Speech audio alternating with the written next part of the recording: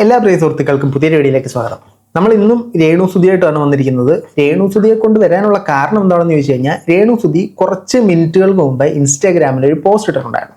ഈ പോസ്റ്റിനകത്ത് രേണു സുധിക്കെതിരെ സംസാരിച്ച ഒരാളെ റിയാക്ട് ചെയ്തുകൊണ്ട് ഒരു റിയാക്ഷൻ വീഡിയോ ആയിട്ടാണ് രേണു സുധി പ്രത്യക്ഷപ്പെട്ടിട്ടുള്ളത്. അപ്പം നമുക്ക് ആദ്യം രേണു സുധി പറയുന്നത് ആരെക്കുറിച്ചിട്ടാണ്, രേണു സുധി എന്താണ് പറയുന്നത് ഒന്ന് കേട്ടു നോക്കാം. ഞാൻ രേണു സുധിയാണ്. അപ്പൊ ഞാനൊരു കാര്യം പറയാൻ വേണ്ടിയിട്ടാണ് വന്നത്. ഈ ദയാച്ചു എന്ന് പറഞ്ഞ സ്ത്രീയും ഞാനും തമ്മിൽ ഒരു ബന്ധവും ഇല്ലാത്തതാണ്. നിങ്ങൾക്ക് നാണമില്ല എന്നെ പറ്റി ഈ ആവശ്യമില്ലാത്ത വീഡിയോസ് ഇറക്കാൻ. ഓക്കെ, ദയ അച്ചുവിനെ കുറിച്ചിട്ടാണ് പറയുന്നത്. ദയാച്ചുവിലേക്ക് നമുക്ക് വരാം. അപ്പൊ ദയാച്ചു എന്താ പറഞ്ഞാൽ നമുക്കൊന്ന് കേൾക്കാം. രാവിലെയും കണ്ട് എനിക്ക് വട്ടാന്ന്. ഞാനൊരു കാര്യം പറഞ്ഞോട്ടെ. ആദ്യത്തെ ഡെലിവറിക്ക് ഞാൻ ഒരു ഡെലിവറി ചെയ്തിട്ടുള്ളൂ. ആദ്യത്തെ ഡെലിവറിക്ക് ശേഷം 95% സ്ത്രീകൾക്ക് ഉറക്കക്കുറവും സംബന്ധിച്ച് കാര്യങ്ങളൊക്കെ വരും. അതിന് ഞാൻ ഹോമിയോ ഗുളിക കഴിച്ചെന്നുള്ള സത്യമാണ്. സൂചന പറഞ്ഞ സത്യമാണ്. ഹോമിയോ ഗുളിക കഴിച്ചിട്ടുണ്ട്. അല്ലാതെ എനിക്ക് വട്ടോ മാനസിക രോഗങ്ങളോ ഒന്നുമില്ല. നിങ്ങൾ ദയാച്ചു എന്ന് പറയുന്ന ഇവര് നിങ്ങൾ ഏത് ഡോക്ടേഴ്സിനെ കൊണ്ടുവന്നോളൂ എൻ്റെ മുന്നിൽ. അവർ പരിശോധിക്കട്ടെ, സൈക്കാട്രിസ്റ്റ് ഡോക്ടേഴ്സിന് പരിശോധിക്കട്ടെ, എനിക്ക് വട്ടുണ്ടോന്ന് അവർ സ്ഥിരീകരിക്കട്ടെ. നിങ്ങൾ ആവശ്യമില്ലാതെ ഒരു പെണ്ണിന് വട്ടാന്ന്. അല്ലെങ്കിൽ തന്നെ എനിക്ക് സോഷ്യൽ മീഡിയയിൽ കിടക്കപ്പുറതിയില്ല. അല്ലെങ്കിൽ തന്നെ എനിക്ക് സോഷ്യൽ മീഡിയയിൽ കിടക്കപ്പുറതില്ല. ഈ കിടക്കപ്പുറതി ഇല്ലാതായത് രേണു സുധിയുടെ തന്നെ പ്രവർത്തനങ്ങൾ കൊണ്ടാണെന്നുള്ള ഒരു യാഥാർത്ഥ്യം അവിടെ നിൽക്കട്ടെ, അതിലേക്ക് നമുക്ക് വരാം. ബേസിക്കലി ഈ ദയാച്ചു എന്ന് പറയുന്ന ഈ പേജിനകത്ത് നിരന്തരമായി രേണു സുധിയെക്കുറിച്ചിട്ടുള്ള വീഡിയോസാണ് തിരിച്ചും മറിച്ചും എല്ലാം പോസ്റ്റ് ചെയ്തിട്ടുള്ളത്. അവർക്കെതിരെയുള്ള ട്രോള്, അവരെ പലരും റിയാക്ട് ചെയ്തിട്ടുള്ളത്, സീക്രട്ട് ഏജന്റ് റിയാക്ട് ചെയ്തിട്ടുള്ളത്, വിവി ഹിയർ റിയാക്ട് ചെയ്തിട്ടുള്ളത്. ഇങ്ങനെ രേണു സുധിയെ നിരന്തരമായി വേട്ടയാടിക്കൊണ്ടിരിക്കുന്ന ഒരു പേജാണ് ഈ ദയാച്ചു എന്ന് പറയുന്നത്.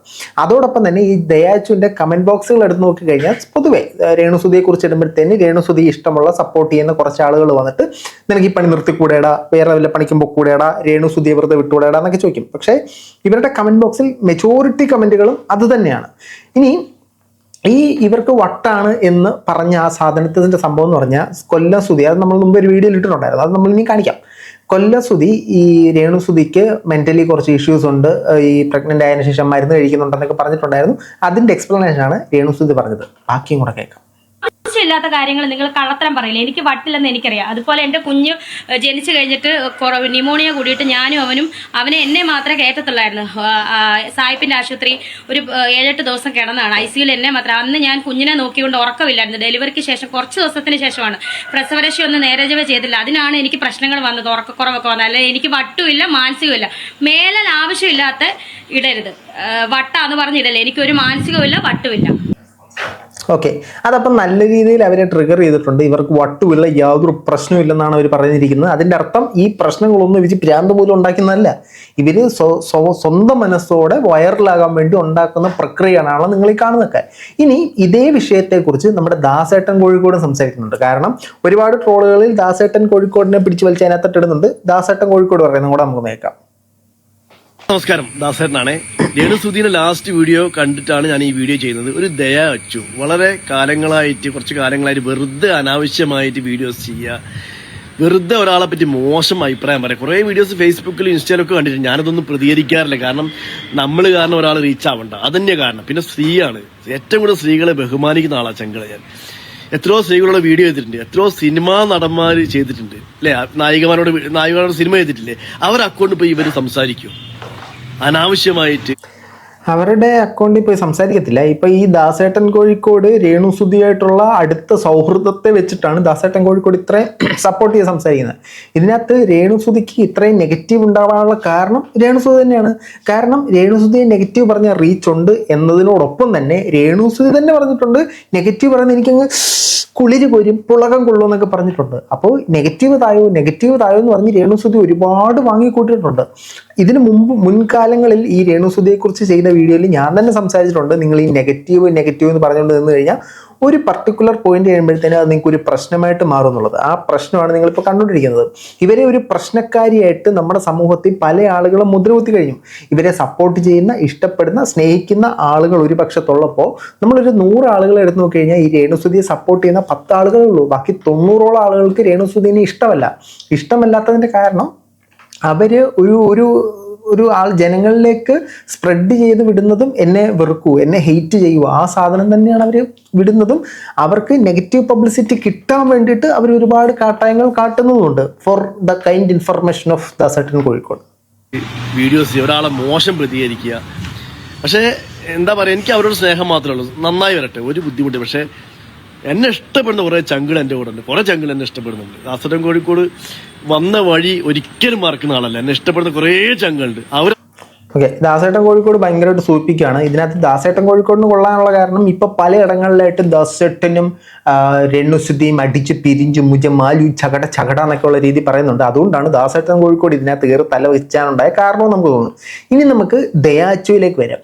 പുള്ളിക്കാരി ആദ്യം ഒരു റീൽ ഇട്ടതും അതിന് പ്രതികരണം നടത്തുന്നതും ഒരു ചെറിയ സൂത്രം ഞാൻ നിങ്ങൾക്ക് കാണിച്ചു തരാം. അത് ആളാരാണെന്ന് അറിയാത്തവർക്ക് വേണ്ടി താൻ ആരാണെന്ന് തനിക്കറിഞ്ഞില്ലെങ്കിൽ തനിക്കറിയാൻ വേണ്ടിയിട്ടാണ് ഞാൻ കാണിക്കുന്നത്. ഇവരെ നിങ്ങൾക്കറിയാം, എനിക്കറിയാം, ഇവർ ഭയങ്കര പോപ്പുലറാണ്. സുധിച്ചേട്ടൻ എന്നെ നിങ്ങൾ അന്വേഷിക്കണ്ട. സുധിച്ചേട്ടന്റെ മക്കള് കഴിച്ചോ? അവർ ഓണത്തിന് ഒരു തുണി കൊടുത്തോ? അല്ലെങ്കിൽ ഒരു ചെറിയ സംശയം, നാട്ടുകാരാണോ കൊച്ചിനെ ഉണ്ടാക്കിയത് അതോ സുധിച്ചേട്ടനാണോ കൊച്ചിനെ ഉണ്ടാക്കിയത്? ഓക്കെ, ഇതാണ് അവർ പ്രതികരിച്ച നമ്മളുടെ സ്വന്തം കഥാപാത്രം. ഇതിനകത്ത് ഇവർ ചോദിക്കുന്ന പോയിന്റ് വളരെ വാലിഡാണ്. ഇപ്പോൾ നാട്ടുകാർക്ക് ഒരു സാധനവും ഇല്ല. സുധിയുടെ കൊച്ചുണ്ടോ, സുധിയുടെ കൊച്ചു ഉറങ്ങിയോ, സുധിയുടെ കൊച്ചിന് തുണിയിട്ടോ എന്ന് നാട്ടുകാർക്ക് അറിയേണ്ട യാതൊരു കാര്യവുമില്ല. ഒന്ന് വീതം 3 നേരം വന്നിട്ട് നാട്ടുകാർ തിരക്കുമോ എന്ന് പറഞ്ഞാൽ നാട്ടുകാർ എന്തിനു തിരക്കണം?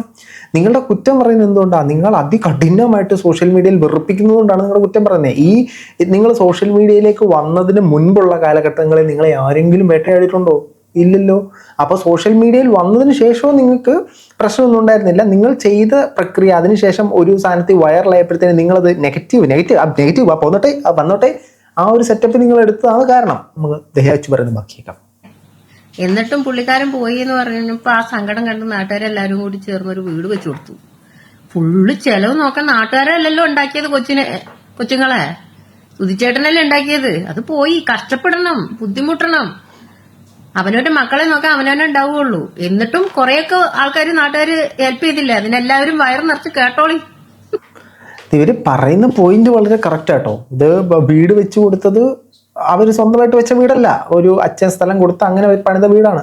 ഇവർക്ക് ഒരുപാട് സഹായം പുറത്തുനിന്ന് വന്നിട്ടുണ്ട്. ഈ പറയുന്ന ലക്ഷ്മി നക്ഷത്രം കൊടുത്തിട്ടുണ്ട്. ഫ്ലവേഴ്സ് TV ആണ് മൂത്ത മകനെ പഠിപ്പിക്കുന്നത്. ഒരുപാട് സഹായങ്ങൾ പുറത്തുനിന്ന് ലഭിക്കുന്നുണ്ട്. അതോടൊപ്പം തന്നെ സുധിച്ചേട്ടൻ പോയപ്പോൾ നിങ്ങൾ അന്വേഷിച്ചോ, നിങ്ങൾ തിരക്കിയോ, ഉടുത്തോ നോക്കിയോ, ഉണ്ടോ നോക്കിയോ എന്നൊക്കെ ചോദിച്ചു കഴിഞ്ഞാൽ ഇത്തരത്തിലുള്ള ചോദ്യങ്ങൾ തിരിച്ചു വരില്ലേ? വരും. ആൾക്കാർ ചോദിക്കും, നിങ്ങളെ സഹായിച്ചവർ ചോദിക്കും. അത് നിങ്ങൾ സോഷ്യൽ മീഡിയയിൽ എന്തോരം ഫെയിം ആകുന്നു അതേപോലെ മറ്റപ്പുറത്ത് നിങ്ങൾക്കെതിരെയുള്ള സാധനങ്ങൾ ഫെയിം ആവും. അത് ആരാണെങ്കിലും, നിങ്ങൾ വേണമെന്നില്ല ആര് സോഷ്യൽ മീഡിയയിൽ ഫെയിം ആയാലും അപ്പുറത്ത് നമ്മുടെ നെഗറ്റീവ് ഫെയിം ആയിക്കൊണ്ടേയിരിക്കും. നിങ്ങൾ സോഷ്യൽ മീഡിയ വന്നില്ലെങ്കിൽ ഈ പ്രശ്നങ്ങളൊന്നുമില്ല. സോഷ്യൽ മീഡിയ വന്നു, പ്രശ്നങ്ങൾ വന്നു. ആ വന്ന സമയത്ത് അതിന് ബുദ്ധിപൂർവ്വം നേരിടാതെ അന്ന് നെഗറ്റീവായ മറ്റേ ലാലേട്ടൻ പറഞ്ഞല്ലോ, പാടാ ആണ്ട മങ്ക പോയി പിടിക്കുക പീരി പോലെ പാപ്പിടിക്കുക, ആ സാധനം പറഞ്ഞുകൊണ്ടിരുന്നിട്ട് ഇപ്പൊ നെഗറ്റീവ് വരുന്നു എന്ന് പറഞ്ഞിട്ട് ഒരു കഥയില്ല എൻ്റെ പൊന്നോ. ഇപ്പോഴെങ്കിലും നിങ്ങൾ ഈ നെഗറ്റീവ്സിനെ പോസിറ്റീവ് ആക്കാൻ ശ്രമിക്കുക. ഇനിയും കേൾക്കാനുണ്ട്, ഇനി എന്തെല്ലാം കാണാനുണ്ട്, കണ്ടുകൊണ്ടിരിക്കുകയല്ലേ.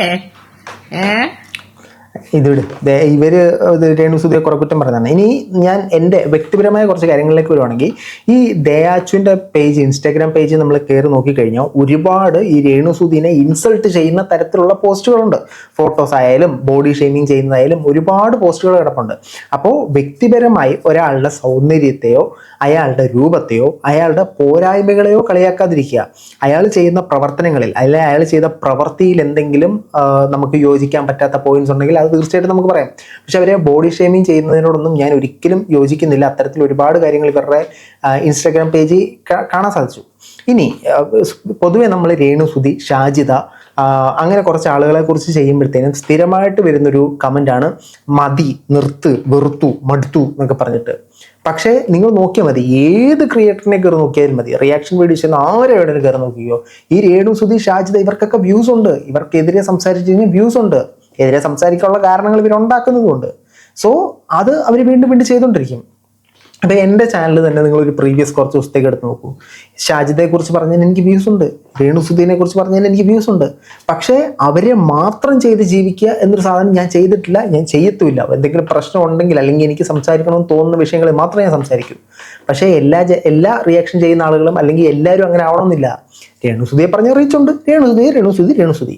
ഷാജിദ പറഞ്ഞ റീച്ചുണ്ട്, ഷാജിദ അങ്ങനെ ചെയ്യുന്നവരുണ്ട്. അങ്ങനെ അവർ ചെയ്യാനുള്ള കാരണം പ്രേക്ഷകർ അതിന് മാത്രമേ വ്യൂസ് ഉള്ളൂ. അപ്പൊ പിന്നെ എന്ത് ചെയ്യും? ഇപ്പൊ ഞാൻ വീഡിയോ ഇടുന്നു, എനിക്ക് സാമ്പത്തിക സ്രോതസ് ഇത് മാത്രമേ ഉള്ളൂ എന്ന് കരുതുക. അപ്പൊ ഞാൻ വീഡിയോ ഇട്ടു, ഈ വീഡിയോ മാത്രം കയറി വേറെ എന്ത് ആയിട്ടാലും കയറുന്നില്ല. ഞാൻ എന്ത് ചെയ്യും? ഇത് തന്നെ ഇടും, മാക്സിമം പൈസ ഉണ്ടാക്കാൻ ശ്രമിക്കും. അങ്ങനെ നോക്കുന്ന ക്രിയേറ്റേഴ്സ് ഉണ്ട്. അപ്പോൾ പ്രിയങ്കരായ ജനങ്ങളും മനസ്സിലാക്കുക, നിങ്ങളുടെ സപ്പോർട്ടിലാണ് ഈ കണ്ടന്റ് എങ്ങനെ മാറുന്നു എന്നുള്ളത്. അതോടൊപ്പം തന്നെ ഞാൻ എടുത്തു പറയട്ടെ, ഈ ദയാച്ചു ചെയ്യുന്ന പോലെ അല്ലെങ്കിൽ ഇതുപോലെ നിരവധി ആളുകൾ ചെയ്യുന്നുണ്ട്. അവരെ ബോഡി ഷേവിങ് ചെയ്യാതിരിക്കുക. നിങ്ങൾ കമന്റ് ബോക്സിലും സഭ്യമായ രീതിയിലുള്ള കമന്റുകൾ ഇടുക. ഒരിക്കലും നമ്മൾ ഒരാളെ ബോഡി ഷേവിങ് ചെയ്യുന്നത് ശരിയല്ല, അത് ശരിയായ രീതിയല്ല. അവരുടെ രൂപത്തെയോ അല്ലെങ്കിൽ അവരുടെ എന്തെങ്കിലും പോരായ്മകളോ പറയരുത്. അവർ ചെയ്യുന്ന പ്രവർത്തനങ്ങൾ, ബോധപൂർവം ബുദ്ധി ഉപയോഗിച്ച് ചെയ്യുന്ന പ്രവർത്തനങ്ങളിൽ വന്നിട്ടുള്ള പിശകിനെ അല്ലെങ്കിൽ ഒരു സംഭവത്തിനെ മാത്രമാണ് നമ്മൾ നറേറ്റ് ചെയ്യുന്നത്. അത്തരത്തിൽ തന്നെ മുന്നോട്ട് പോവുക. ഏതായാലും കൊള്ളാം, രേണുസുധിയെ അടുത്ത വിവാദത്തിലേക്ക് പോയി വീഴാനുള്ള പരിപാടി എന്തെന്നു. റീച്ചുകൾ കയറട്ടെ. നിങ്ങളുടെ അഭിപ്രായം തീർച്ചയായിട്ടും കമന്റുകളായി രേഖപ്പെടുത്തുന്ന പരിപാടിയായിട്ടാണ്.